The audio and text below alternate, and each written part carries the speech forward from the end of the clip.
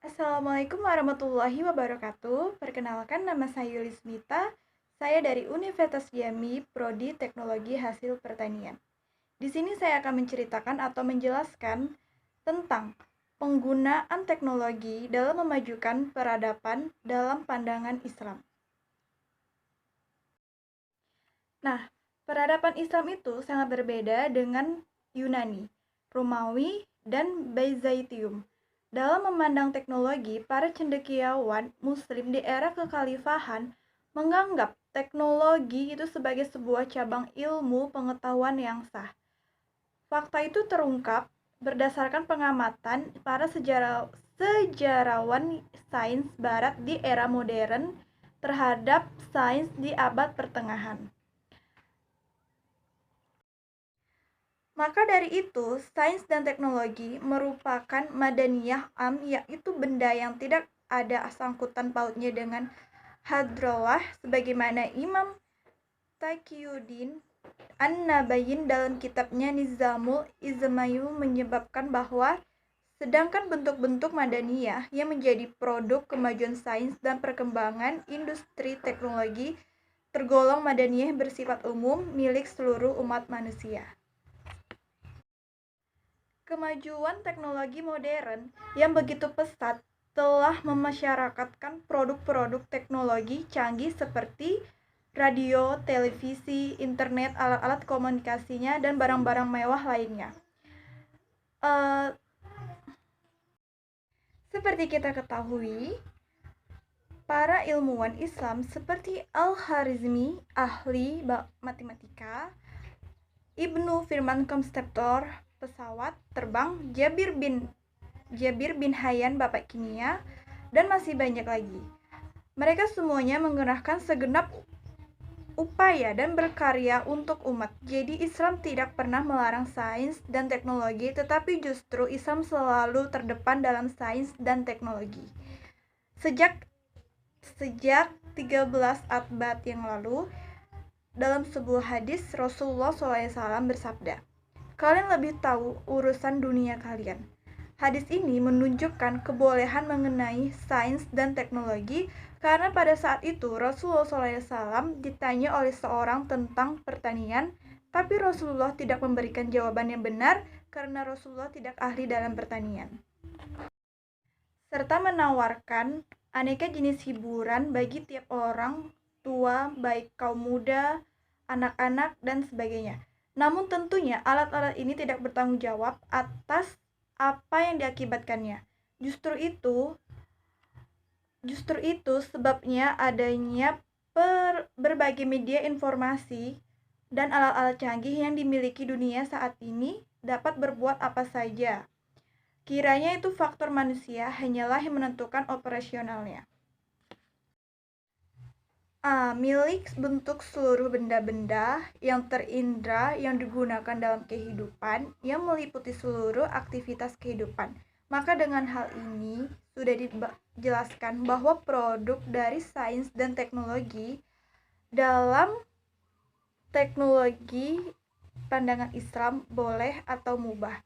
Tetapi ingat bahwasannya ada juga madaniyah yang bersifat khas seperti patung, salib, bintang David, dan lain-lain.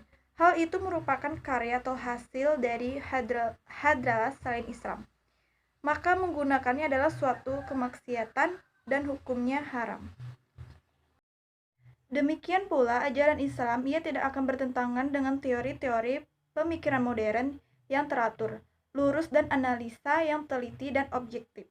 Dalam pandangan Islam, menurut hukum asalnya, segala sesuatu itu adalah mubah, termasuk segala apa yang disajikan itu adalah berbagai peradaban yang baik, lama ataupun yang baru. Yang lama ataupun yang baru, semua itu sebagaimana diajarkan oleh Islam, tidak ada hukumnya haram kecuali jika terdapat maksiat nas atau dalil yang tegas dan pasti mengherankannya.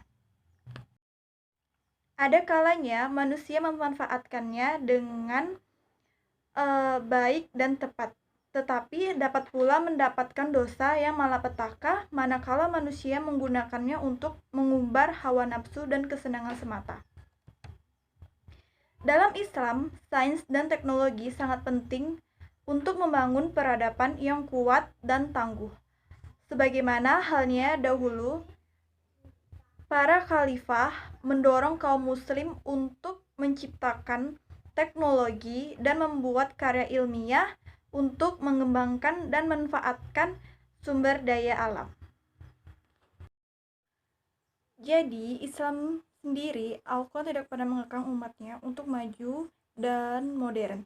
Justru Islam mendukung kemajuan umatnya untuk melakukan penelitian dan bereksperimen dalam bidang apapun, termasuk dalam bidang teknologi.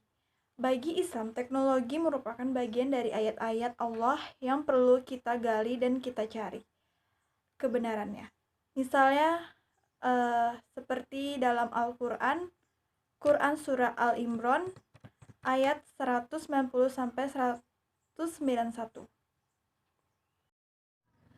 Kewajiban menguasai iptek atau ilmu teknologi dalam Islam, Al-Quran sangat memperhatikan ilmu pengetahuan agar manusia berpikir, mengkaji alam semesta sehingga melahirkan suatu kesadaran akan kemahabesaran Allah Subhanahu wa taala. Penciptaan alam semesta, kesadaran tersebut akan semakin meningkatkan keimanan dan ketakwaan seiring dengan pengembangan ilmu pengetahuan. Ilmu pengetahuan harus dibimbing oleh Al-Quran agar ilmu pengetahuan membawa kepada keimanan dan memberi manfaat dalam kehidupan manusia.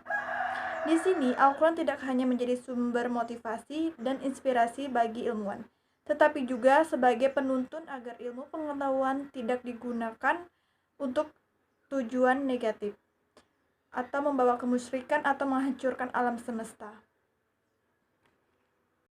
Konsep pengembangan ilmu pengetahuan dalam Al-Quran bersifat integratif dan komprehensif. Islam tidak memisah antara ilmu agama dan ilmu pengetahuan. Ilmu agama dan ilmu pengetahuan, keduanya merupakan ilmu yang diajarkan oleh Tuhan kepada umat manusia, baik melalui Al-Quran maupun semesta. Al-Quran maupun alam semesta. Al-Quran dan hamparan alam semesta adalah sumber ilmu bagi umat Islam. Mempelajari Al-Quran dan alam semesta merupakan pintu gerbang untuk mengenal Allah Subhanahu wa taala. Seperti Profesor B.J. Habibie mengatakan, karena pemahaman isi Al-Quran harus memanfaatkan ilmu pengetahuan, sedangkan dalil-dalil dan hukum-hukum ilmu pengetahuan itu sifatnya nisbi, selalu berkembang. Maka ilmu dan alat-alat yang digunakan untuk memahami Al-Quran harus tetap maju dan dinamis dan tidak statis. Ayat-ayat tadi menjelaskan bahwa semua yang terjadi di langit dan bumi yang penuh dengan misteri ini dapat kita mencari tahu kebenarannya dengan melakukan penelitian.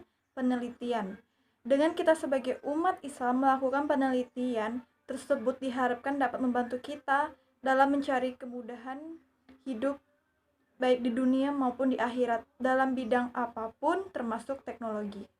Selain banyak memuat tentang pentingnya pengembangan sains, Al-Quran juga dapat dijadikan sebagai inspirasi ilmu dan pengembangan wawasan berpikir sehingga mampu menciptakan sesuatu yang baru dalam kehidupan. Hanya saja, untuk menemukan hal tersebut, dibutuhkan kemampuan untuk menggalinya secara teliti, lebih mendalam, agar potensi alamiah yang diberikan Tuhan dapat memberikan keselamatan sepenuhnya bagi alam dan manusia. Yang artinya, sesungguhnya dalam penciptaan langit dan bumi dan silih pergantian malam dan siang terdapat tanda-tanda bagi orang-orang yang berakal, yaitu orang-orang yang mengingat Allah sambil berdiri dan duduk atau dalam keadaan berbaring, dan mereka memikirkan tentang penciptaan langit dan bumi. Seraya dia berkata, "Ya Tuhan kami, tiada Engkaulah menciptakan ini dengan sia-sia. Maha suci Engkau, Maha pelihara kami dari siksaan neraka." Jadi, kesimpulannya bahwa pandangan Islam terhadap teknologi saat ini merupakan sebuah hal yang lumrah yang sudah ada pada masa-masa dahulu, dan memang Islam mengajarkan kita sebagai umatnya untuk selalu mencari tahu semua kebenaran yang ada di dunia ini, sesuai dengan syariat Islam yang berlaku. Dan Islam tidak pernah menutup diri untuk menerima modernisasi dari sebuah perkembangan zaman, Sehingga dengan adanya perkembangan teknologi yang sangat pesat saat ini merupakan hal yang wajar dapat kita terima sebagai umat Islam selama masih sesuai dengan ajaran-ajaran Islam yang berlaku. Baiklah, mungkin hanya ini bisa dapat saya sampaikan. Apabila terdapat kesalahan atau kekhilafan, saya mohon maaf yang sebesar-besarnya. Saya akhiri, wassalamualaikum warahmatullahi wabarakatuh.